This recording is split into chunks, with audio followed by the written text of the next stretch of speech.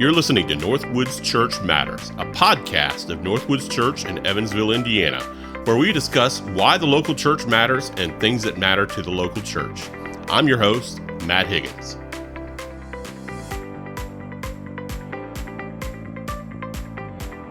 Hey guys, welcome back to the Northwoods Church Matters podcast. This is Matt Higgins, your family pastor here at Northwoods Church, and I'm here with Bobby Pell, our lead pastor.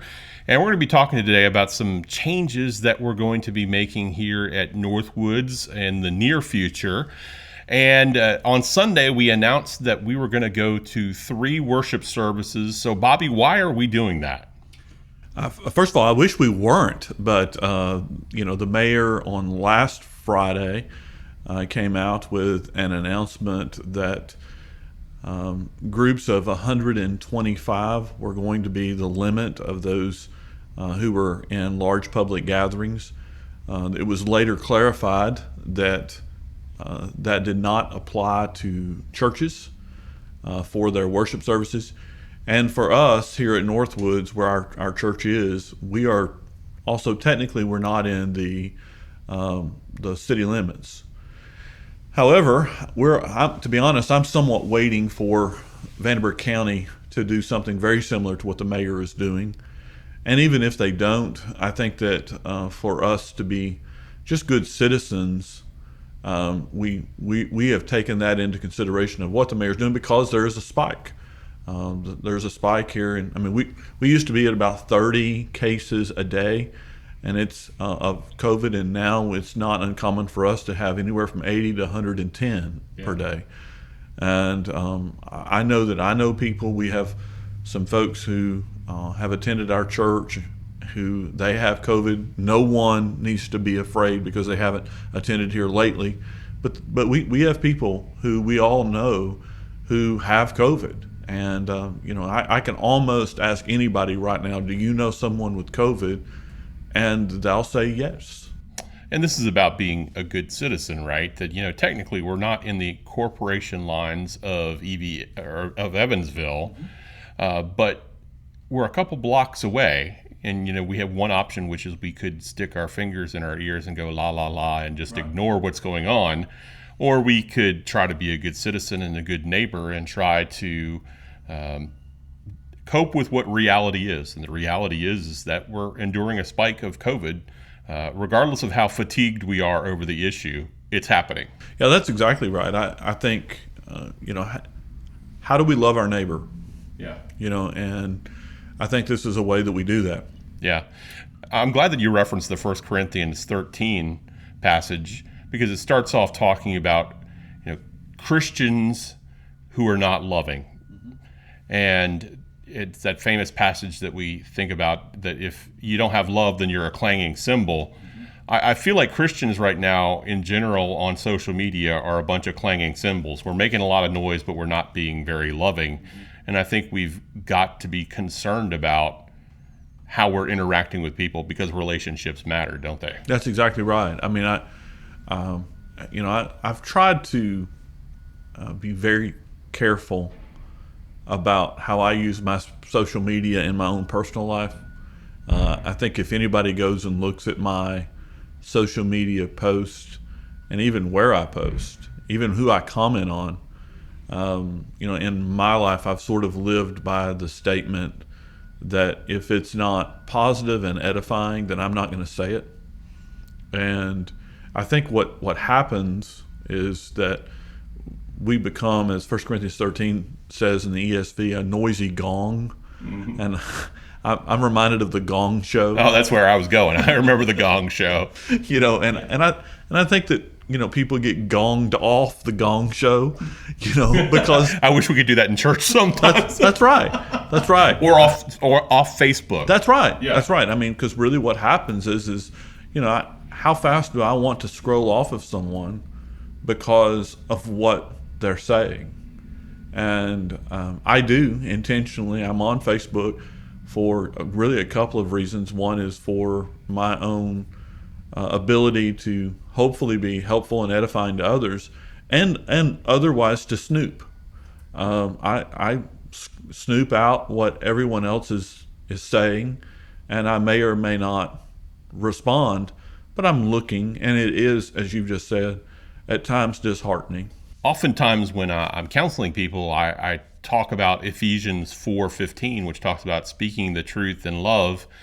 And I think that we all have our own tendencies to fall in one ditch or the other of that concept. That some of us are speaking truth people, that we're truth sayers, and we can't help but not just say things regardless of whether people's feelings are hurt. And some of us are loving people. We fall into that ditch that we just love people so much that we're afraid to speak truth into their lives. And I think at this time, we have to figure out how to balance those well, because I think that we can become unbalanced Christians in terms of speaking the truth in love and trying to capture both of those things at the same time. Right. So let's talk about the extremes, because some people are saying, well, why don't we just shut down church? We're a super spreader event, or singing is going to lead to COVID. A lot of things that have been out there in the media that the church is the main perpetrator of the spread of COVID right now. So how do we respond to that? Yeah, first of all, church has not been a super spreader event.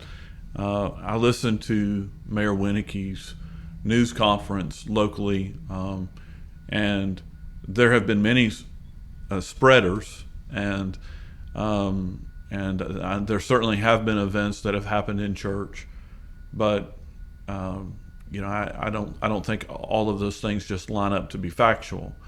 And I think that there is something to the fact that church is needed.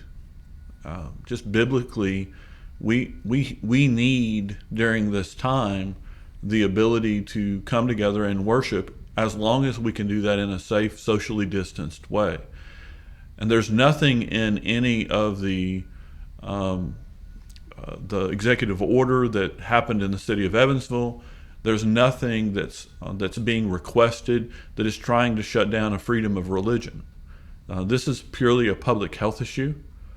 So this is giving us an opportunity to still come together, but come together in a wise way and in a safe way, where we wear our mask in, we wear our mask on the way out, and we, have the ability to hand sanitize. And we're grateful for Mike and Kathy Roberts and how they clean between services, and they're doing their duties of helping the body. So we don't have to shut down.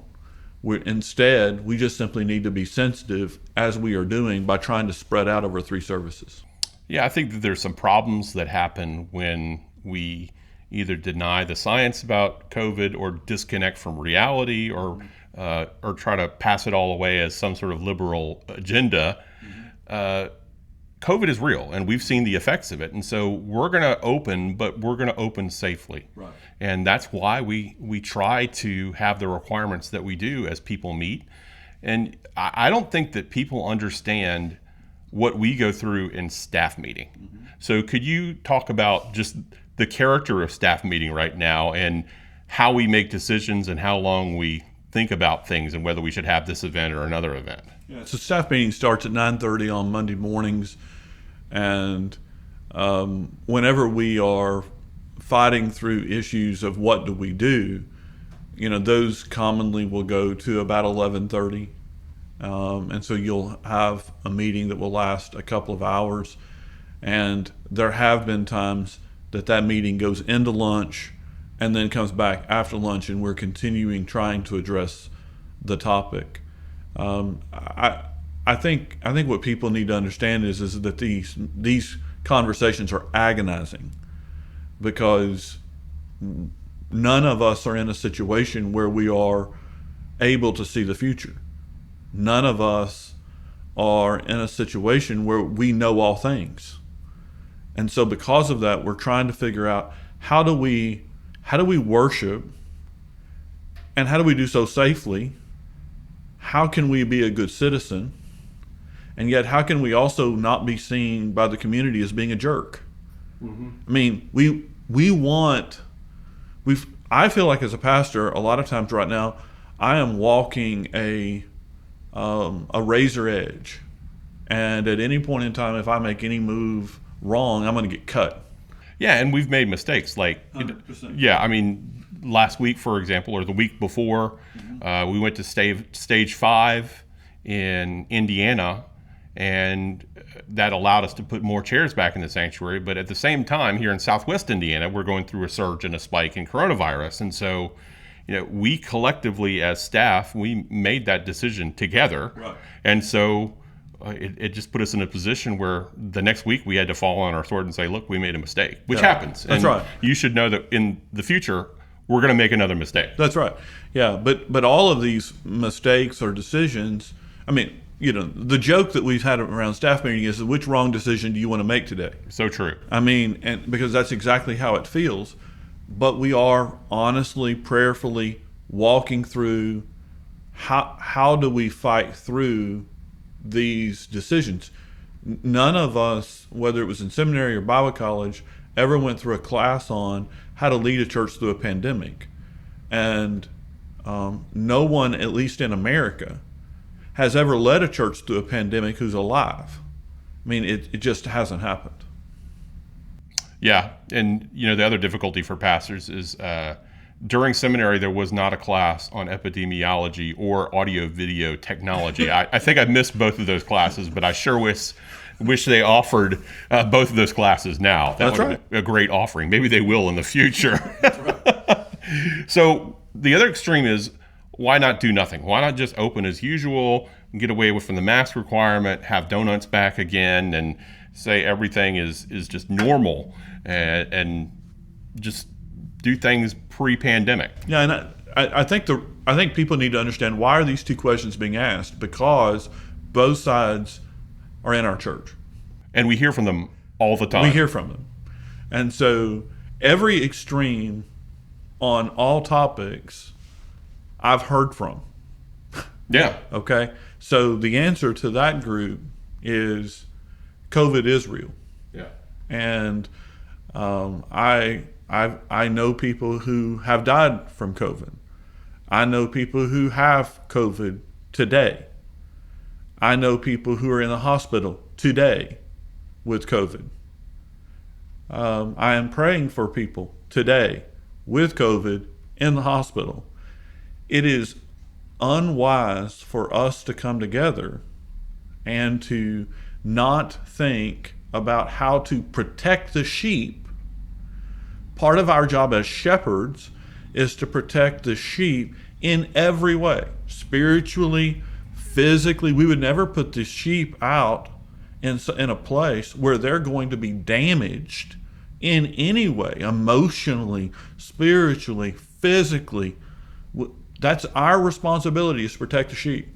I think what we've tried to do is, an example of this is both when the governor and the mayor have spoken, is we've tried to do what they've said. Romans 13. Yeah. We've tried to recognize that there are governing authorities over us, and we have tried to submit ourselves to those governing authorities. We've not gone really beyond the governing authority and their statements, but we've done what they've said. And I think that's important for people to understand. So for those who said, well, why haven't you done more? Well, that's why. We've done what they've said. Why haven't you done less? We've done what they've said. Because we believe that Romans 13 expresses that our responsibility is to submit ourselves under governing authorities. So I'm going to ask you a question that combines political science with theology. So I know many of people in the church in general, talking Little C church throughout our community, are libertarians. How can you be a libertarian and do Romans 13 well? Well, I happen to have some libertarians in my own family, and what I would say is that you can enjoy your liberty, you can love your liberty, you can fight for your liberty, but you cannot value your liberty above what the Bible lets you value your liberty. And the Bible has some limits on liberty and what you're able to value it. And I think understanding that is important.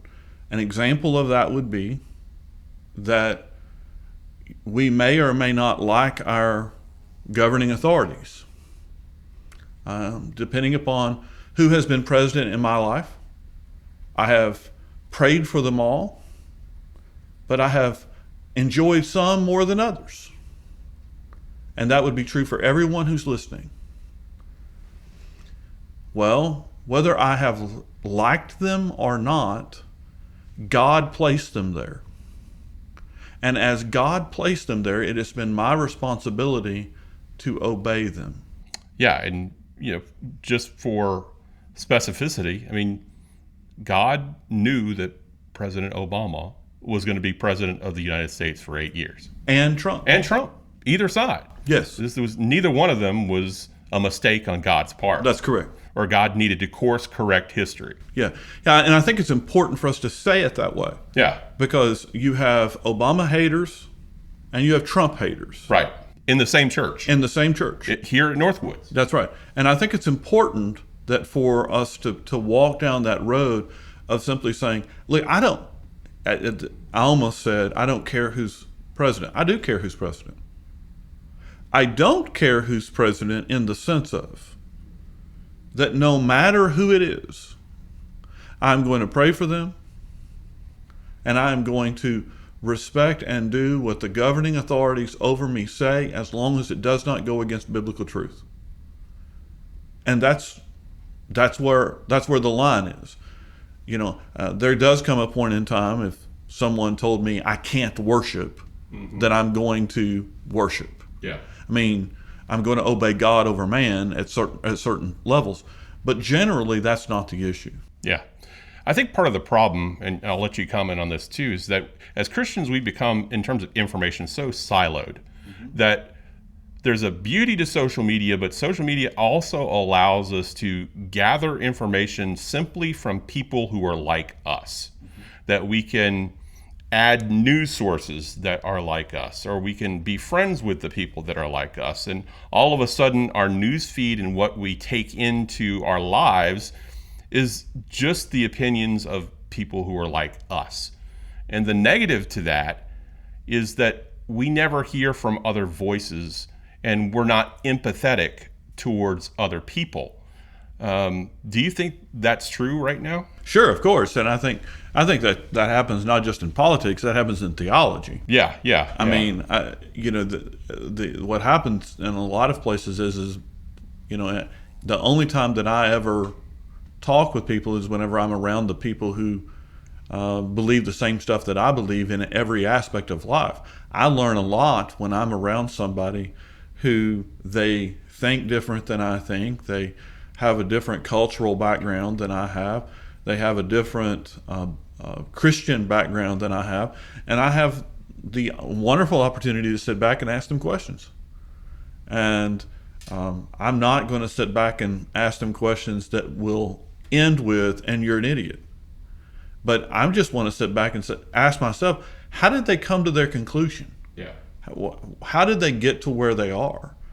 And I think it's very important. This really goes to Philippians 2, that if we are dealing with believer to believer, we count others more significant than ourselves. Yeah. And just being able to spend time with someone becomes to be very important in that process. Yeah, and lest we beat up on Christians too much, I mean, this is what happened in 2016, that our atheist friends or non-believing friends or liberal friends, I remember at the election, I watched multiple news sources, and I was watching MSNBC at the time of the election, and they were shell-shocked that Trump was elected president. And I'll never forget what they said. They were saying at that time, and then in the days later, it seems like we're out of touch with part of America.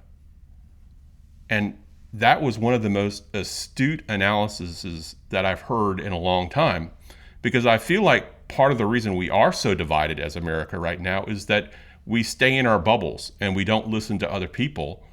And I think if we were more content and focused on evangelism and then caring for others more than ourselves, then we would get out of our bubbles more. And understand and empathize with what people are dealing with and what they're going through. Well, and 100%. I think when this conversation that we're having right now is less about politics and it's more about how we as believers live our lives. I mean, because I think it's worse for us in ministry, but you and I could, if we wanted to, hang out with Christians all week long, every month. But what we have to do is be very intentional to be around people who are not like us. Yeah. And I would just say everybody needs to do that. Everybody needs to hang out with people who are not like them and be nice.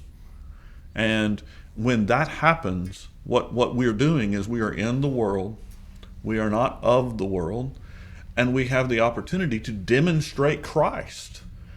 That means people are not going to think the same politically. They're not going to know Christ.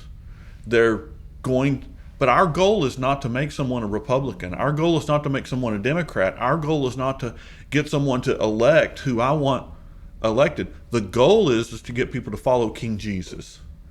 And to get people to follow King Jesus, that he would be the Lord of their life, that's going to matter a whole lot more than what's going to happen in November.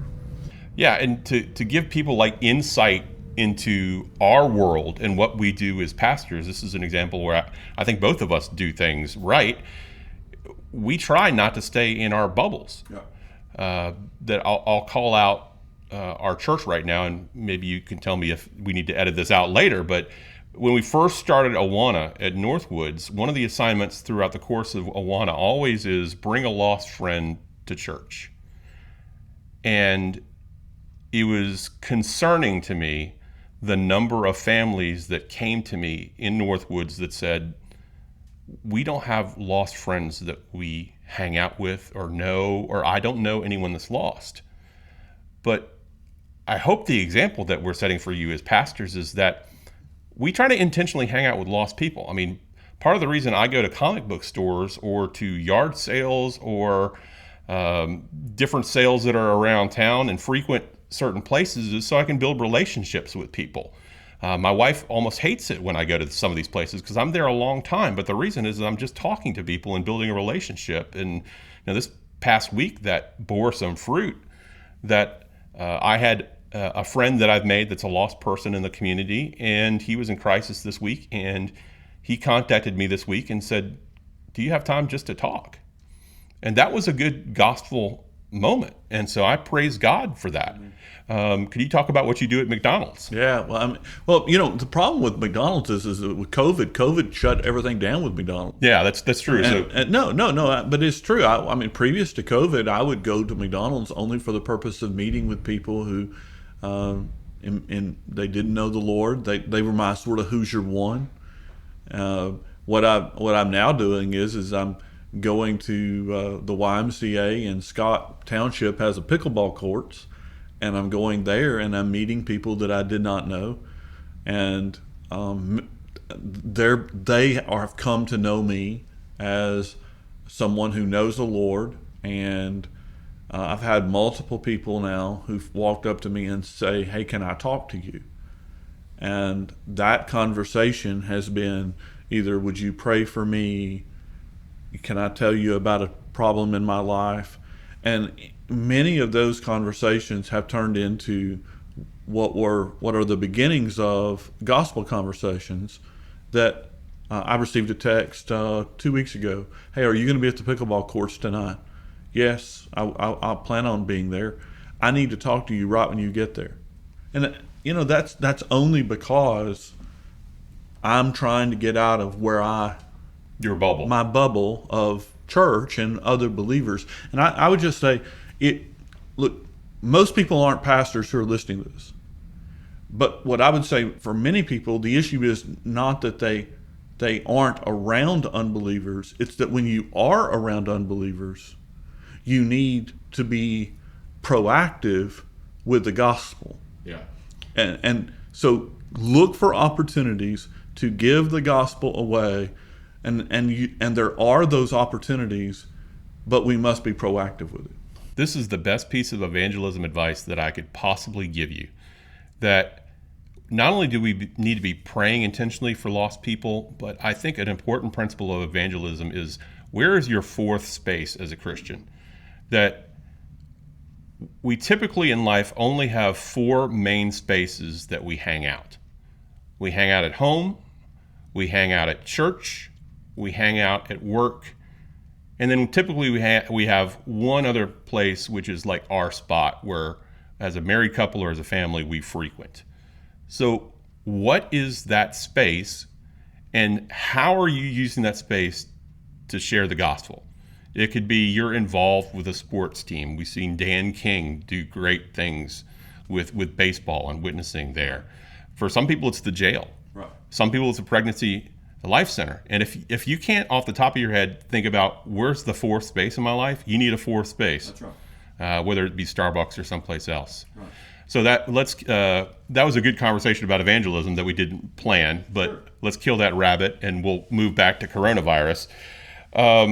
So how does having a third service impact everything that we do, from like worship to kids and volunteers and all this stuff? I think some of the things that I think people need to be praying about is they need to recognize and be praying for Marvin and the worship team, the media team. I mean, this is going to be much more stress and much more of a time involvement for them.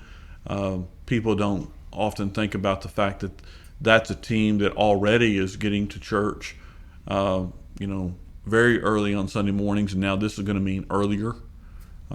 So I would just ask, people need to be praying for these teams. I mean, they're probably going to be there before 7 o'clock on Sunday mornings.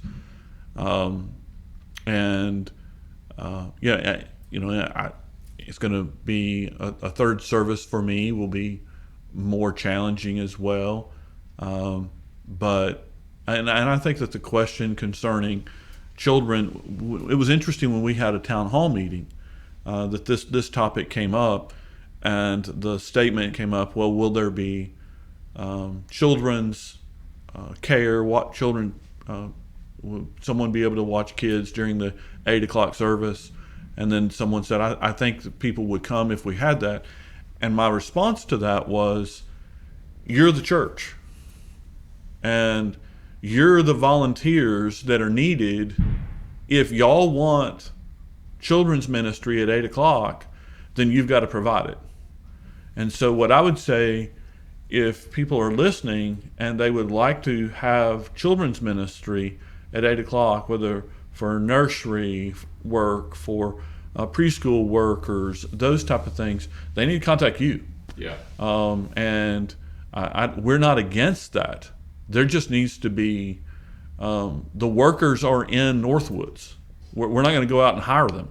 Yeah. I mean, I feel like I'm calling out our church multiple times in this podcast, but I think sometimes in kids ministry, we can get into a very unbiblical state of mind when it comes to volunteering. That we see a lot of young moms and people with young kids that volunteer in the nursery, and when their kids have grown older, they get to the point where they said, I've done my time. My kids have graduated. Thank goodness I don't have to do that anymore. And that lingers on into by the time your kids graduate, you're empty nester, or you're an older person, or just dudes in general. Like, you don't see a lot of dudes in churches that are serving in the nursery or serving with little kids. Guys, as Northwoods, we cannot get into I've done my time type of mentality. We don't have that anywhere in Scripture.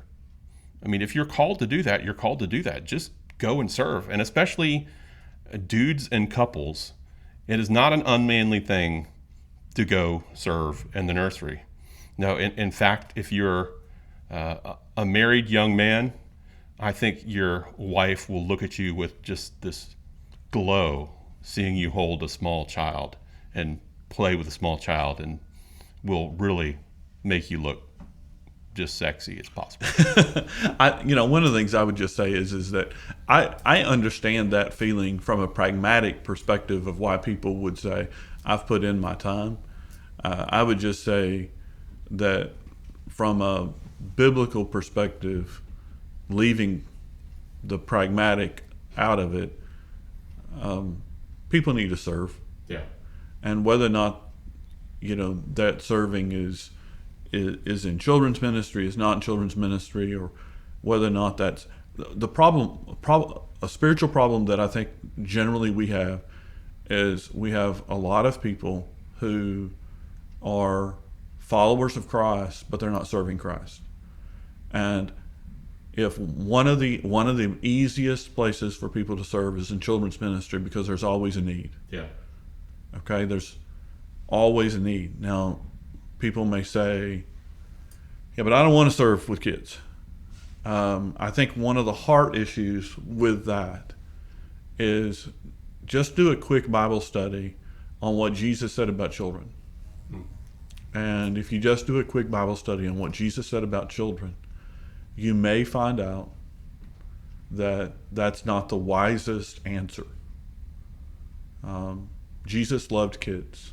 And I feel like this is the podcast of good rabbit trails that we're going down. I think that we need to continually think about how we discuss service in the church. Because, I mean, if we really listen to that phrase, "I've done my time," which I've heard numerous times, actually many people say that, you're talking as a prison reference about the gift of serving in the church, of using your spiritual talents and spiritual gifts. Could anything be more abhorrent to what Jesus calls us to do than to say, "I've done my time," or "I've served my sentence"? Now, on the other hand, it's wrong for us as a church to force you to do something that you're not called to do. Right. We can't make that mistake, but we have to watch how we're talking about service in the church. All right, so here's a simpler question. Is the 8 o'clock service going to be temporary or permanent? It's temporary. Our plan is that we will do this for 6 weeks. It's going to start on October the 25th. So we'll have an 8 o'clock that will go to 9. It'll be a 1-hour service. And then there'll be a 9:15 service, and then there will be a 10:45 service, which are the last two services we currently have. And it will last through the last Sunday of November. Previous to that, of course, we will evaluate, but our plan is to do this for 6 weeks.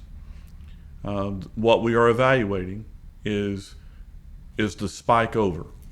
And if the spike is over, we will go back to 2 services, assuming that we have not grown to the point that we cannot stay in 2 services. Our goal is to be in 2 services in a safe, socially distanced way. And as long as we can be in 2 services in a safe, socially distanced way, we will. In the future, we would go to 3 services only if we can't be in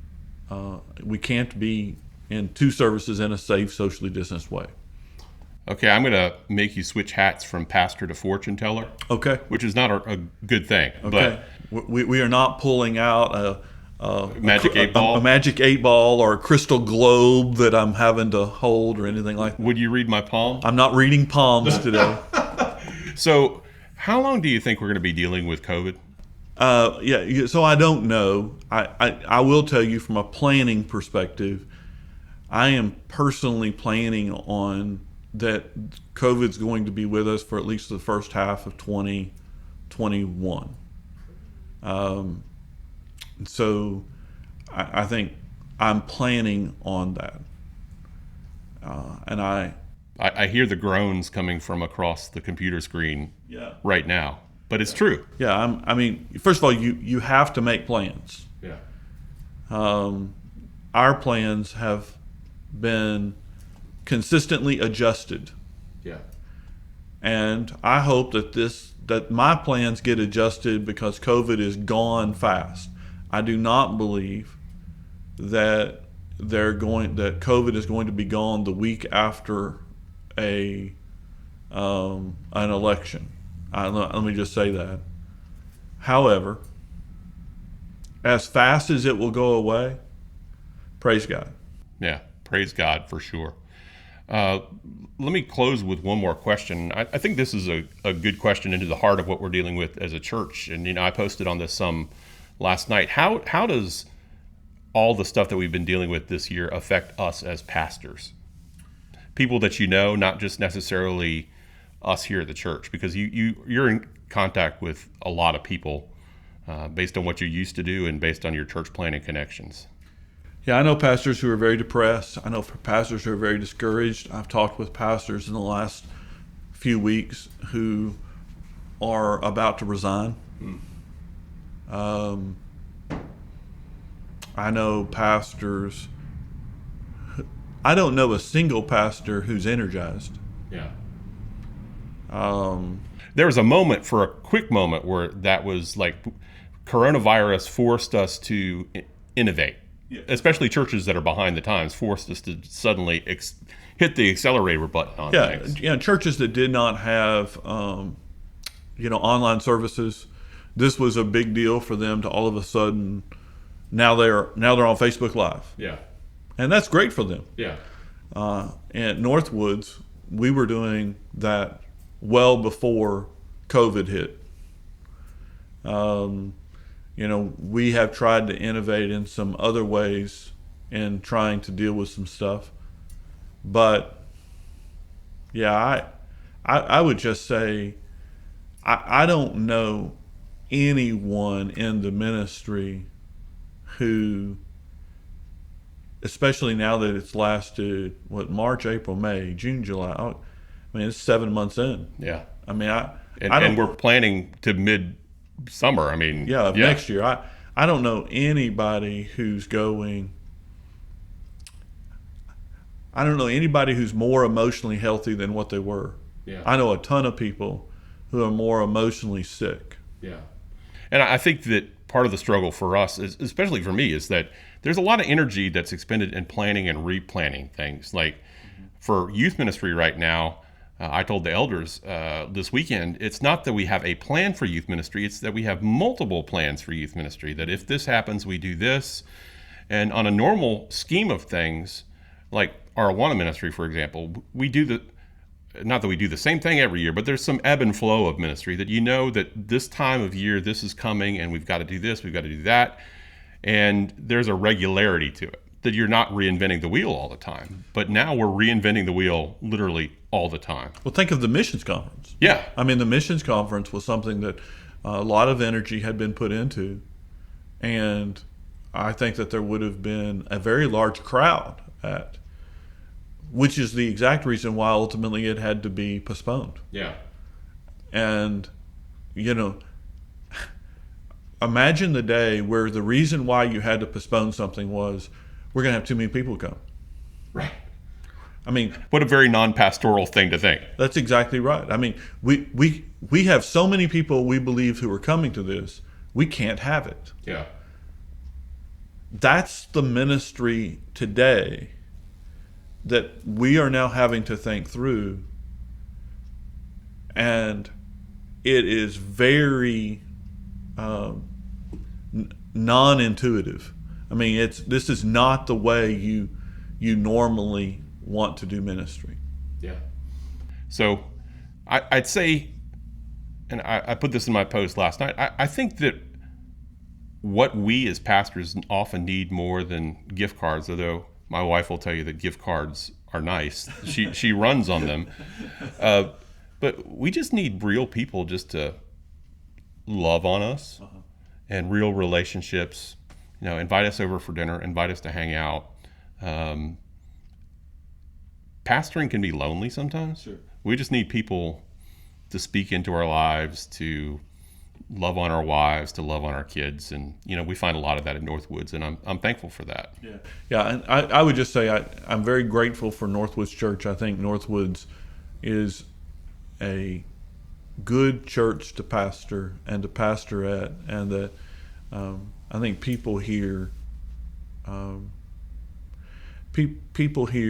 in a high percentage get it, and I'm very grateful for them. Yeah.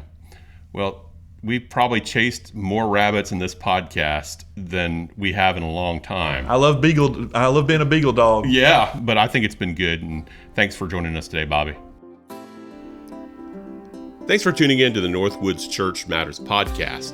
If you'd like to find out more about Northwoods Church, you can visit us at our website, www.northwoodschurch.org. Again, that's www.northwoodschurch.org.